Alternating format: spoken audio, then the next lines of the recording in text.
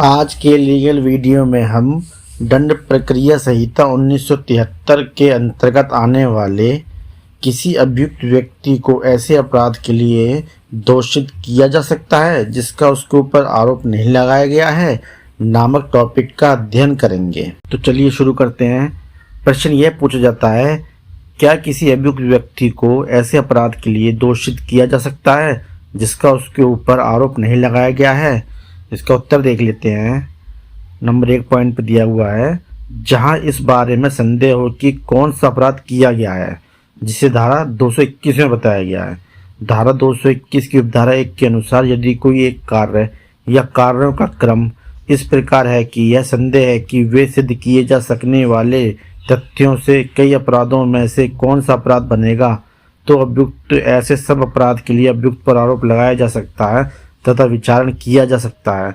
Magistrate को यह भी विवेकाधिकार दिया गया है कि उन सब अपराधों में से किसी अपराध का आरोप लगा सकता है और विचारण कर सकता है। धारा 221 की उपधारा 2 के अनुसार यदि मजिस्ट्रेट अभियुक्त व्यक्ति पर एक अपराध का आरोप लगाता है और साक्ष्य से यह प्रतीत होता है कि उसने भिन्न अपराध किया है जिसके लिए धारा 221 की उपधारा 1 के अंतर्गत आरोप लगाया जा सकता था, तो उस भिन्न अपराध के लिए अभियुक्त व्यक्ति को दोषित किया जा सकता है यद्यपि उस भिन्न अपराध के लिए अभियुक्त पर आरोप नहीं लगाया गया है। इसका उदाहरण देख लेते हैं। ए पर ऐसे कार्य का अभियोग है जो चोरी की या चुराई हुई संपत्ति प्राप्त करने की या आपराधिक न्यास भंग की या छल की कोटि में आ सकता है। अभियुक्त ए पर चोरी करने, चुराई हुई संपत्ति प्राप्त करने, आपराधिक संपत्ति न्यास भंग करने और छल करने का आरोप लगाया जा सकता है या इनमें से किसी अपराध का आरोप लगाया जा सकता है। यदि ए पर केवल चोरी का आरोप लगाया जाता है और साक्ष्य से यह प्रतीत होता है कि उसने आपराधिक न्यास भंग का अपराध किया है या चुराई संपत्ति प्राप्त करने का अपराध किया है, तो अभियुक्त व्यक्ति आपराधिक किया न्यास भंग के अपराध के लिए या चुराई संपत्ति प्राप्त करने के लिए दोषित किया जा सकता है, भले ही इन अपराधों का आरोप नहीं लगाया गया है। दूसरा पॉइंट है, जब वह अपराध जो साबित हुआ है आरोपित अपराध के अंतर्गत है, जिसे धारा 222 में बताया गया है, अभियुक्त उस छोटे अपराध के लिए दोषित किया जा सकता है जिसका उस पर आरोप नहीं लगाया गया है। जब नंबर 1 पे अभियुक्त पर कई विशिष्टियों वाले अपराध का आरोप है। नंबर 2, जिनमें से कुछ विशिष्टियों के मिलने से एक छोटा अपराध बनता है। नंबर 3, ऐसा संयोग साबित हो जाता है यद्यपि शेष विशिष्टियां साबित नहीं होती हैं। उदाहरण, ए पर आपराधिक न्यास भंग का आरोप भारतीय दंड संहिता की धारा 407 के अधीन उस संपत्ति के बारे में लगाया गया जो उसको बतौर वाहक दी गई थी।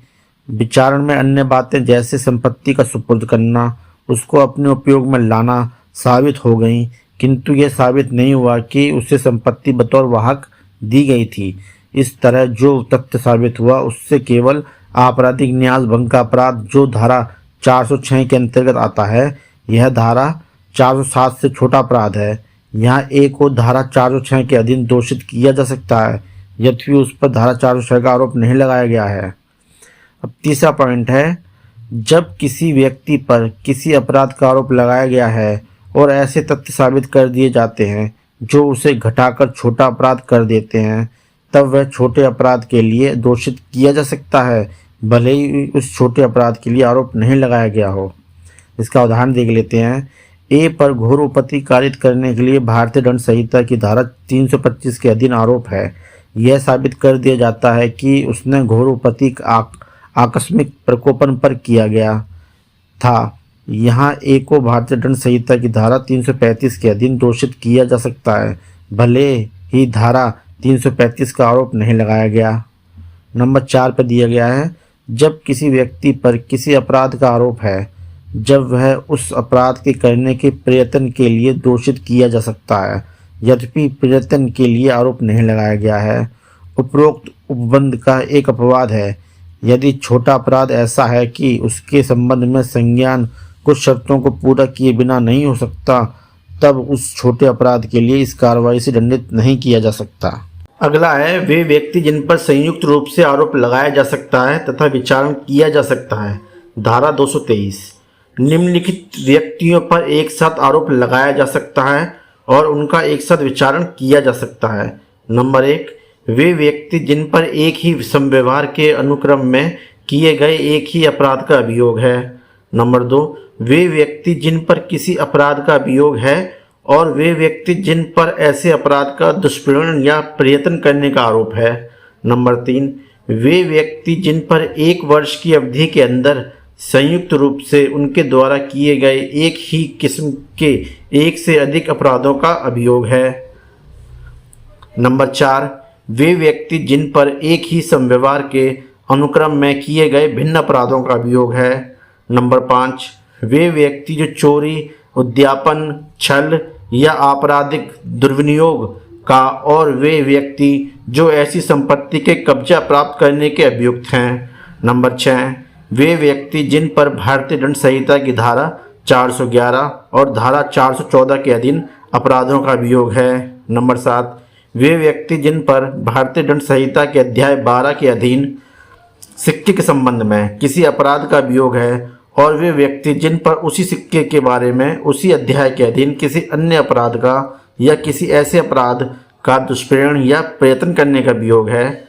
जहां अनेक अभियुक्तों पर पृथक अपराधों का आरोप लगाया जाता है और वे व्यक्ति धारा 223 के खंड ए से खंड ई के अंतर्गत नहीं आते हैं, वहां यदि ऐसे व्यक्ति लिखित रूप में आवेदन करते हैं कि उनका विचारण एक साथ किया जाए तो मजिस्ट्रेट उनका विचारण एक साथ कर सकता है, किंतु तभी किया जाएगा जब मजिस्ट्रेट का समाधान हो जाता है कि ऐसे व्यक्तियों पर कोई प्रतिकूल प्रभाव नहीं पड़ेगा। साथियों, अगर वीडियो पसंद आया तो लाइक और सब्सक्राइब कीजिए।